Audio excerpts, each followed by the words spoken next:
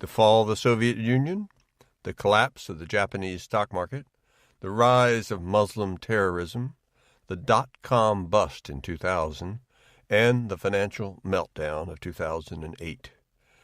One private research network in Baltimore correctly predicted all these 5 events well before they happened. And right now, the founder of this network believes we're going to see a 6th right here in the very heart of America. The following is a direct message about what's going on and how you can protect yourself. Please stay tuned. Hi, my name is Bill Bonner. Around 35 years ago, I assembled a group of analysts, including the former head of the BBC and an Oxford scholar, to research, expose, and even predict massive world shifts. In 1987, we predicted that the Soviet Union would collapse. A few years later, that's exactly what happened. In 1989, I was personally mocked for predicting that the Japanese stock market would crash. We wrote, "The long-running bull market in Tokyo may be nearing an end." Months later, the Japanese stock market crashed. It has never recovered. In 1993, we predicted the rise of Muslim terrorism, writing, quote, "Especially troubling for many in the West will be the rise of Islam. This could be the biggest threat to world peace in the next 2 decades. The bomb at the New York's World Trade Center is just a small taste of what's to come." 8 years later, in the September 11 attacks, they hit the World Trade Center again. In 2000, I sent out a note warning that a day of reckoning was at hand for the dot-com boom. That very day, the NASDAQ began a 2-year 77% decline. And recently, we predicted the crash of the housing bubble in 2008, along with lenders Fannie Mae and Freddie Mac. Our success has allowed my once small group to grow into the largest underground research network on the planet, with 2.4 million subscribers. According to the Alliance for Audited Media, we reach more people than the New York Times or the Wall Street Journal. The FBI and the CIA have even approached us for help on matters of national security. But I don't bring this up to brag. I'm here because I think we're about to see a 6th major shock, one more important than anything my firm has dealt with, rivaling and even surpassing the fall of the Soviet Union. Except that this time, it won't be happening halfway around the world. We won't be watching it on CNN or Fox News from the comfort of our living rooms. The epicenter of this next great world shift will be right here in America. Now, I must warn you that some of the facts I'm about to tell you may seem incredible, yet they are true. In fact, we've recently passed what I believe to be the point of no return, which means that a crisis is now inevitable and unstoppable. It will start small. Maybe you'll try to get money out of an ATM machine one day and find that it isn't working. Maybe you'll be at a restaurant with your wife, and when the check comes, your credit card will be denied. You call your bank. You get a pre-recorded message from some government agency you don't recognize. As I said, it will start small. But let me pause here for a second, because I sense you may have some questions about me and my firm. After all, you're probably wondering why you've never heard of a news and research network bigger than the New York Times or the Wall Street Journal, especially one with an unmatched track record. The name of our firm is Agora Incorporated, and despite our size, we operate very privately, and we only share our research and news directly with our private subscribers. We don't own a cable channel or a single newspaper. We don't buy splashy ads in news magazines. We don't sponsor sports stadiums or anything like that. we keep a very low profile. Of course, our success has not gone unnoticed. The CIA actually came to us to convince me to use Agora as a front for their international operations. In case you're wondering, I said no. In our 35 years, we've grown into the biggest firm of our kind on the planet, operating across 20 different countries with 2.5 million subscribers worldwide. And we've done it by exposing and often predicting the most important events and trends in recent world history. Each time, we've been able to accurately call a major world event, especially a market crash or other type of crisis. We've given our private subscribers an important opportunity to save themselves. And that's what I want to give to you and the general public today. I've never done anything like this before. I've written 3 New York Times best-selling books. I've been interviewed on countless TV shows, and I've been invited to Washington to meet political leaders, yet I've never released my own private research to the general public in this way before. But then, this is possibly the greatest story and the most urgent situation of my entire career.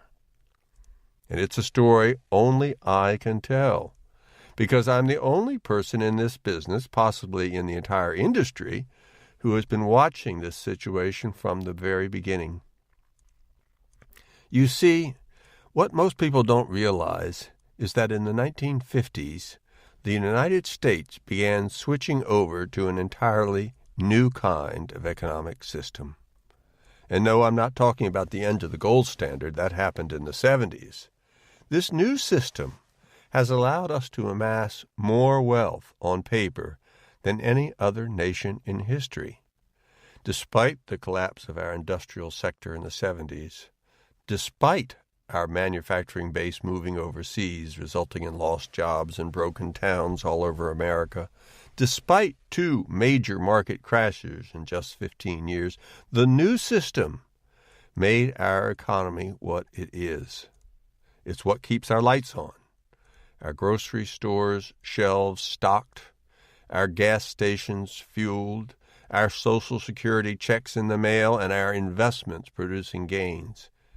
And if you've ever wondered how we managed to keep going despite every sign pointing to a coming collapse, this is it.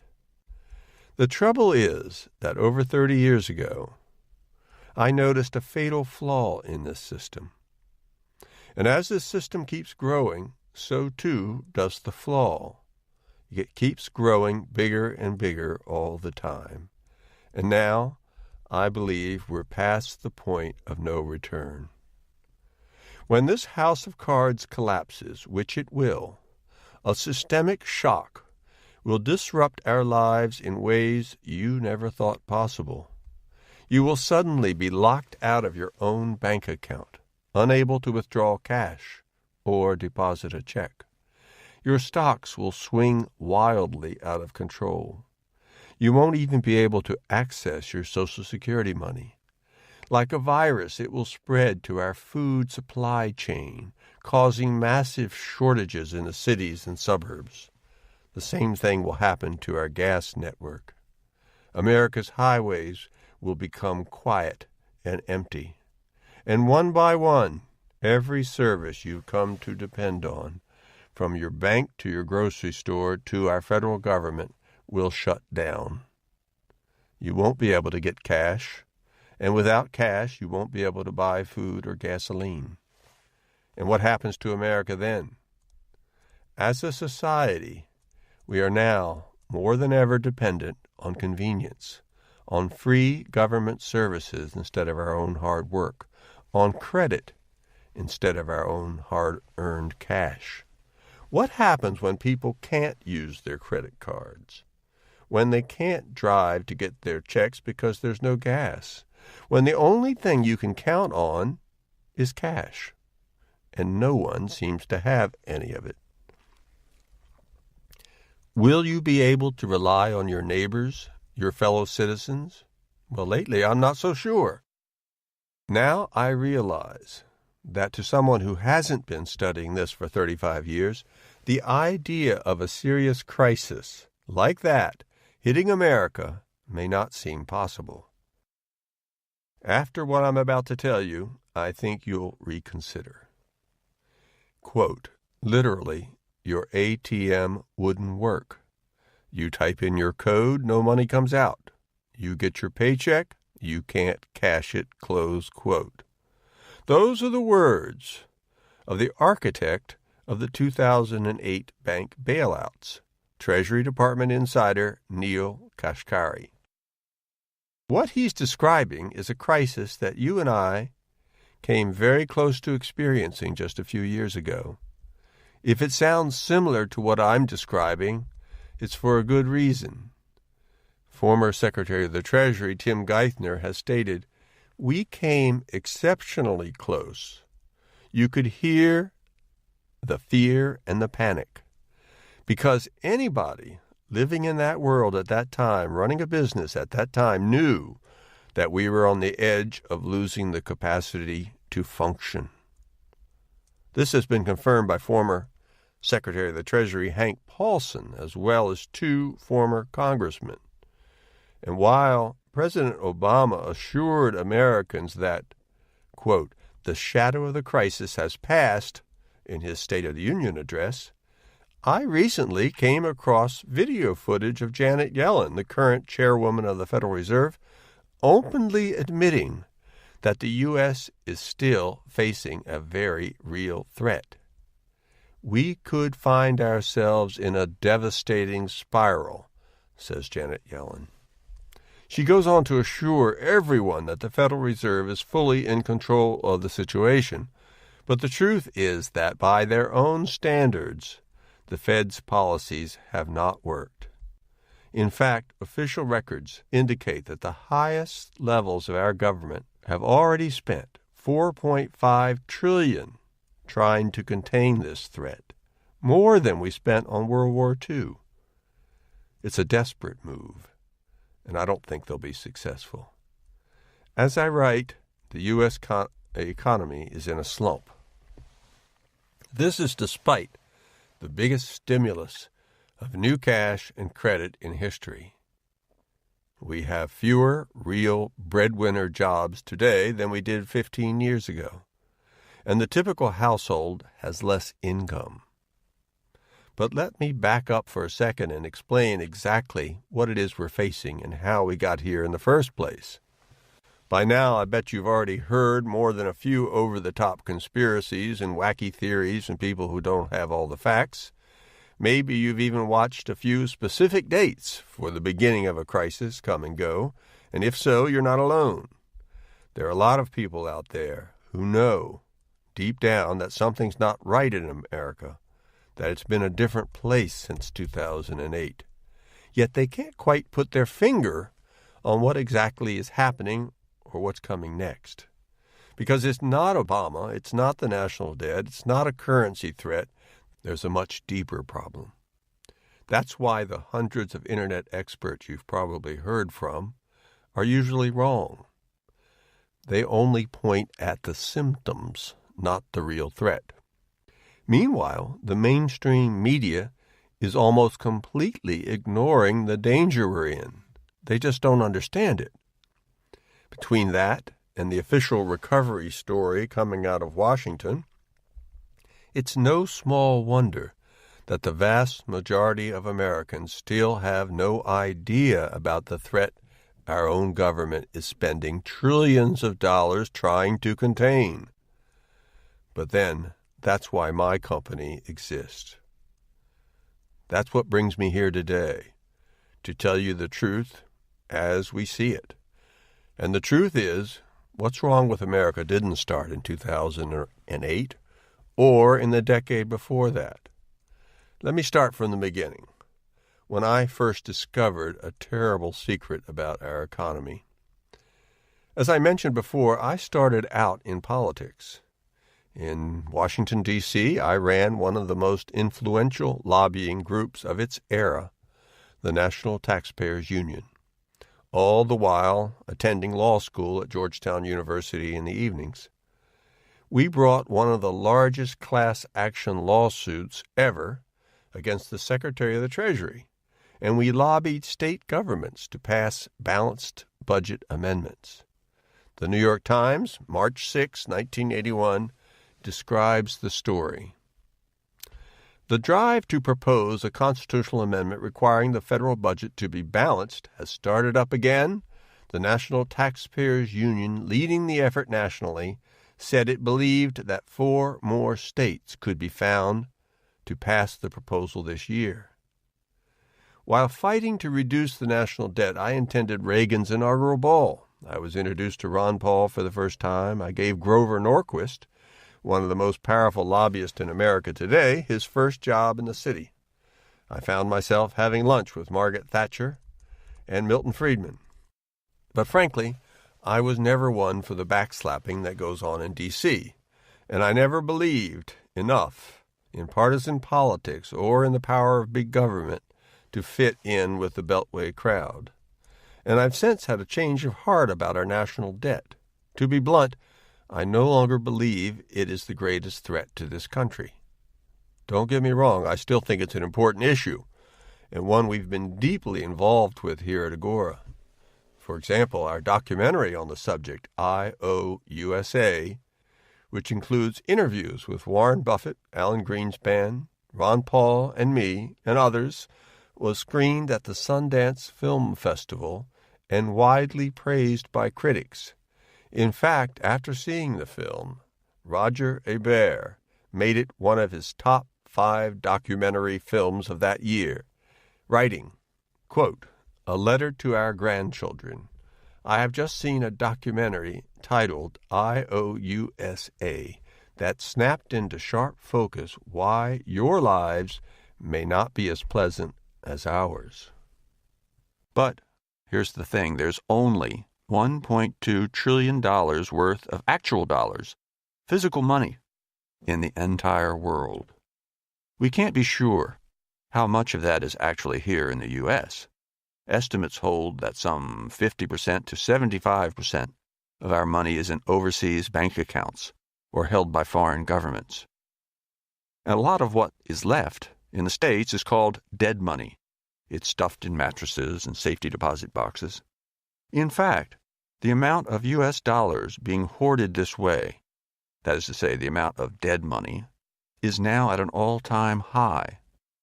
All in all, there might be as little as 250 billion actual U.S. dollars circulating in the United States.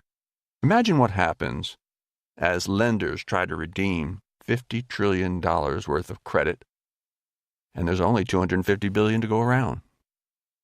You go to your ATM, you ask for cash, but there isn't any cash left. Suppose you have a 10,000 line of credit on your card. If the credit system doesn't work, you might as well be flat broke. Dollars become ultra scarce. Prices skyrocket. Banks go under. In fact, it would only take about 3 hours for our entire country to shut down. I know that must sound impossible, but I know this for a fact. You see, the last time our credit system came to the verge of collapse, that's exactly what nearly happened. I know, I was watching. So was my whole network of analysts and researchers all over the globe. I quote, "Tonight, I want you to go to the ATM machine, and I want you to draw out everything it will let you take." That's a quote from Senator Richard Burr, North Carolina, chairman of the Senate Intelligence Committee. On Friday, in 2008, he called his wife, Brooke, to tell her that he wasn't coming home that weekend. He had urgent business in D.C. He also gave her one very important instruction. Go to an ATM, take out everything you can. Out in California, the CEO of PIMCO, the largest mutual fund in the world, was telling his wife the same thing. It's a quote. "I said, just go to the ATM. I'm not sure the banks are going to open tomorrow. And she said to me, 'You must be kidding.' I said, 'No.' I'll bet that sounds extreme, but what you may not know is at the time, the U.S. was just hours away from a total systemic shock. At 11 a.m., the Federal Reserve had noticed hundreds of billions of dollars starting to disappear from the American economy. A massive loss of faith in the system had prompted big players to get their money out while they still could. In response, the government began injecting billions to, quote, liquefy the system. And it watched helplessly as that money vanished without a trace. Congressman Paul Kanjorski remembers panicked meetings with Secretary of the Treasury Hank Paulson and Chairman of the Federal Reserve Ben Bernanke behind closed doors in Washington that day. He would later admit that if not for one last-ditch effort, the entire United States of America would have gone dead in the water by 2 p.m. that afternoon. Shocking, I know, especially because most people still don't realize how close we came to a full-scale shutdown, or how close we are still. You see, this situation never actually got resolved. Instead, it got worse. A McKinsey study tells us that there's $57 trillion more debt today than there was in 2007, and it's growing. In fact, it's being artificially pumped up by the Federal Reserve and other central banks. As you can see from the chart above, our current credit system started around 1950. In the late 70s, traditional American industries such as cars, steel, televisions, radios, even computers moved overseas. Credit came in and replaced traditional wage increases as a way to prop up our economy. That's what triggered the massive growth phase it entered around that time. Agora warned in 1993 that it would begin to unwind, that the credit cycle would come to an end. That nearly happened in 2000, when the credit system first stalled out and the dot-coms went bust. But then, housing was there to support it. All that credit rushed into the housing market, which then shot up to meteoric levels. But when housing collapsed, there was nothing else to keep us going. That's when the Federal Reserve started buying up bonds and mortgages. Starting with a balance sheet of $700 billion before the crisis, the Federal Reserve is now on the hook for $4.5 trillion. That's how much new cash and credit it has put into the system in the last 6 years. Our lender of last resort, the Federal Reserve, has become too big to fail.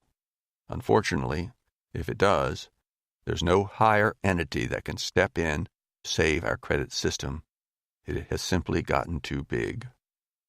And all it takes is just one small loss of faith.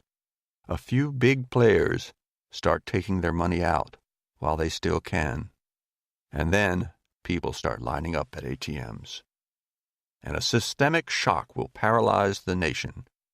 Even former Federal Reserve Chairman Alan Greenspan is sounding the alarm. Unless we come to grips with this problem, I'm afraid we're going to run into some kind of political crisis. In the 36 years Agora has been providing its subscribers with information, we've seen countries get hit with financial shocks like this again and again. In just the last century, I can name at least 38 events very similar to what I'm describing. But none of them has even come close to the scale of a potential collapse here in America. That's because none of these countries has ever been able to borrow so much or become so dependent on credit. We're going to see just how dependent we've become, and I'm not looking forward to it. America's unique status as the world's superpower has enabled us to keep borrowing at unheard-of levels, all on the assumption that we're good for it. But we're not. And at some point, someone will realize that. When Americans can no longer use their credit cards, when grocery stores are hoarding food rather than selling it, when we become stranded in our homes because there's no gasoline, when our retirements vanish, when our government benefits are cut off, what will happen to America as a country? I'd like to be able to say that we'll band together and take care of each other, but will we? In the 1970s, we had a near miss with a very similar kind of crisis. Our steel and auto industries began to fail. Gas prices soared. Riots broke out in major cities like Philadelphia, Boston, and Chicago. One woman, a teenager at the time, remembers. Working at a country gas station, she remembers being swarmed by an angry mob one day after the gas station ran out of gas. In terms of economic crisis, it was tiny compared to what we're facing today. Yet it shook America to its very foundation. Can you imagine a full-blown collapse in today's America, where anger at police is reaching a boiling point, where teenagers can use the internet to summon flash mobs in just minutes, where half the population pays no taxes and depends on aid from the federal government, where students, crippled by college loans, can't get jobs?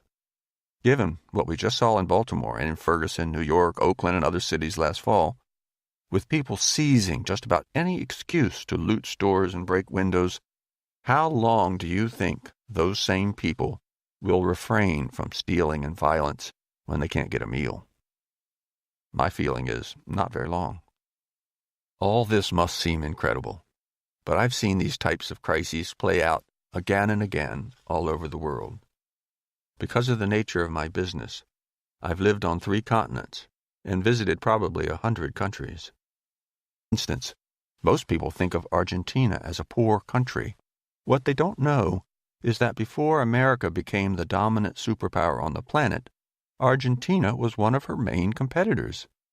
It was a lot like the U.S., with similar resources, a similar population, and similar spirit of free enterprise and liberty. In fact, Argentina was actually growing faster than America. Buenos Aires, its capital, was settled by immigrants from Ireland, Italy, and Germany. It combined the rich agriculture and industry of Chicago with the boulevards, parks, and buildings of Paris. A few years ago, I bought an isolated cattle ranch up in the Andes Mountains of South America, so I passed through Buenos Aires regularly on my way there, and I know the country pretty well. Walking down the streets, you'll see decaying subway trains, state-of-the-art many years ago. Big, beautiful buildings covered in graffiti, windows broken, old cars, top of the line in their day, sitting junked by the side of the road. It's as if a war had broken out. Why? It was a financial crisis, very similar to what I see coming in the U.S. In fact, when you look at the damage that events like this can cause, it's no small wonder our government has already put $4.5 trillion, that is more than it cost to liberate Europe, towards stopping it. You see, human beings need to believe that things will happen more or less as they always have, that the sun will come up every morning, that plants will grow, that the rains will come. If we didn't, we couldn't plant food or buy houses or start businesses or do much of anything. Of course, believing nothing will ever change is actually a form of delusion. Totally irrational. But it's necessary for our survival. The problem, though, is that sometimes things do change, big time, and we are unprepared when really big changes are about to strike. People refuse to believe what's often right in front of them. Lawyers call this willful blindness. Psychologists call it the normalcy bias. That's why, while I was warning our subscribers about the dot-com bubble, for example, plenty of people thought it would never end. A famous book at the time, Dow 36,000, argued that the stock market was cheaper than ever. An article published in The Atlantic read, "Stock prices could double, triple, or even quadruple tomorrow and still not be too high." Then suddenly the Nasdaq started falling and eventually wiped out 77% of its value. Today, I'm seeing the same willful blindness here in America. People believe that our credit economy can just keep going forever, that we can keep borrowing and spending money that really isn't there. They think debt can go up faster than income indefinitely, even though it's mathematically impossible. And now, our highest government officials are still locked in a desperate struggle to keep this system going. And the fact of the matter is, they've already used up all the tools they have. They've kept credit cheap by reducing interest rates to near zero. How much lower can they put the rate if the system runs into trouble? They've already expanded the Fed's balance sheet by 542% in just a few years. How much more can they do? History is full of people who thought they were the exception, just like most Americans believe today. These stories always play out the same way. People think the rules don't apply to them. They think they can get away with something that no one else has. Our credit economy is no different. The rules still apply. Credit is not real money. It's just the flip side of debt. You run up too much debt, and you go broke. And many, many Americans are about to learn this eternal truth the hard way. We can't build the biggest credit system in world history and expect it to stay standing forever. Eventually, someone loses faith. In fact, we've seen this before right here in America. In 1819, people in America started noticing that banks were always trying to get out of honoring cash deposits. They'd give you an IOU instead, supposedly as good as real money. But attempts to redeem those notes for actual money were actually blocked or stalled in some way. Suddenly, cash started to skyrocket in value, with banks desperately trying to cover up the fact that they couldn't actually honor their deposits. They didn't have enough money. When the American public, along with foreign creditors, caught on to this, a third of America's money vanished into a black hole. The Western territories ran out of cash completely. They had to switch to a barter system using grain. Real estate and land prices dropped off a cliff, as did income from rents. You couldn't sell anything because no one had the money to buy it from you, and no one would risk a loan because there wasn't necessarily enough cash to get it back. Nearly half of all the money in the country disappeared. The resulting economic collapse stretched on well into the following decade. And we were lucky, because we were young. And the collapse happened before the problem was bad enough to do permanent damage. And back then, most families were self-sufficient, and the whole economy worked on cash, not credit. Today, it's a different story. We have a credit system worth more on paper than the national wealth of most countries, and it's already starting to come apart. Ever since that 2008 morning, when the Treasury noticed billions disappearing from the U.S. economy, the Federal Reserve has been locked in a desperate struggle to keep this event at bay, and it hasn't worked. They've even been flooding the U.S. economy with more new money than ever to try to make up the shortfall. You see, the Fed's goal is to hit 2% inflation. When that happens, they'll know what they're doing is working. Except inflation won't budge. They're already doing everything they can, and now they're running out of time. By this summer, the Federal Reserve was already supposed to be raising interest rates, but the latest GDP numbers show the economy is contracting, not growing.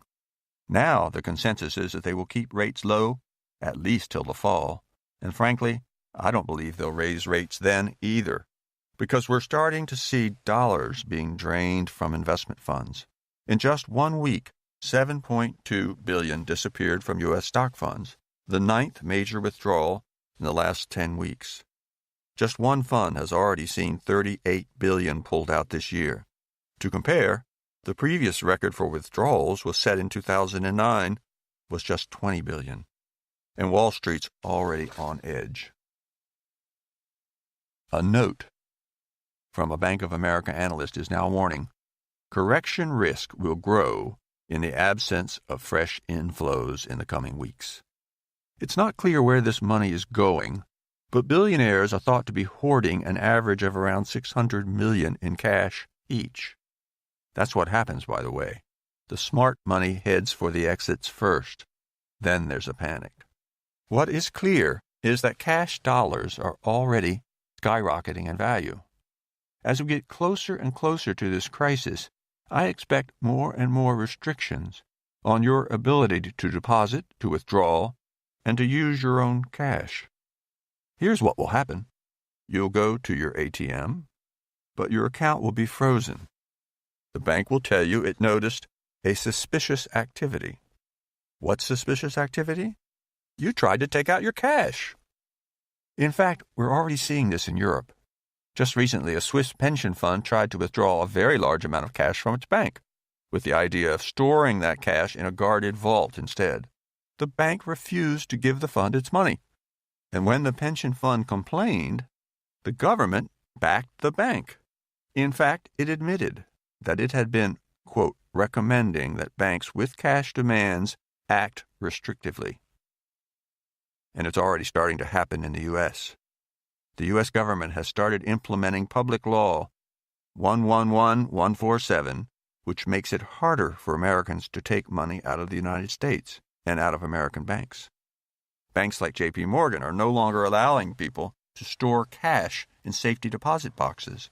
In certain American cities, Chase Bank customers are now not allowed to make cash payments on credit cards, mortgages, equity lines, and auto loans. In fact, a man who tried to pay his mortgage with cash at a Bank of America was nearly arrested. And when a reporter from the liberal Daily Kos tried to investigate, he was accused of casing the bank. From Florida to New York, states have been moving to restrict citizens from accessing and using cash. In fact, Louisiana just made it illegal to use cash to buy any precious metals, including gold. Even some in the mainstream media have started to notice what's going on. Bloomberg has reported there's a surge of creativity around ways to drive interest rates deeper into negative territory. As this new world takes shape, cash becomes pivotal. Am I just being paranoid? Well, I hope so. Maybe it won't happen. Maybe it won't be so bad. But as you'll see in a moment, something must give. The credit economy cannot last, and it's anyone's guess just how bad it will be when it finally gives way. In America today, we're seeing protest, rioting, young people fighting with police and turning their backs on American values. A majority of people in the U.S. now favor taking some people's money to distribute to others. A majority also favor higher taxes. It's already beginning to look like a very different America from the one you and I grew up in.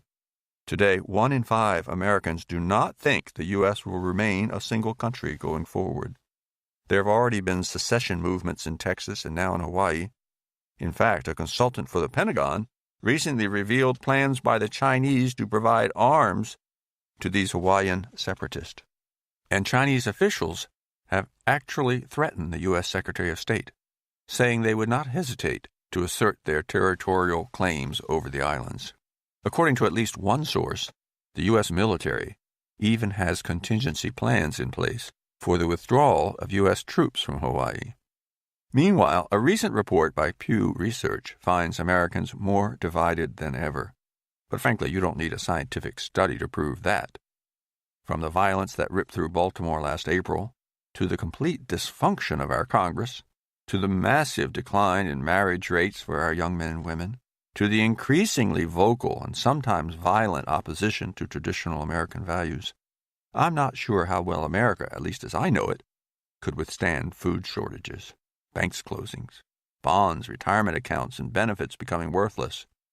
That's what would happen, because there's not enough real money, real cash, to support the standard of living that we're used to.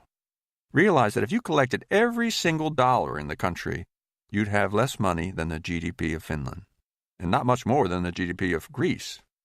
Our economy runs on credit, not cash.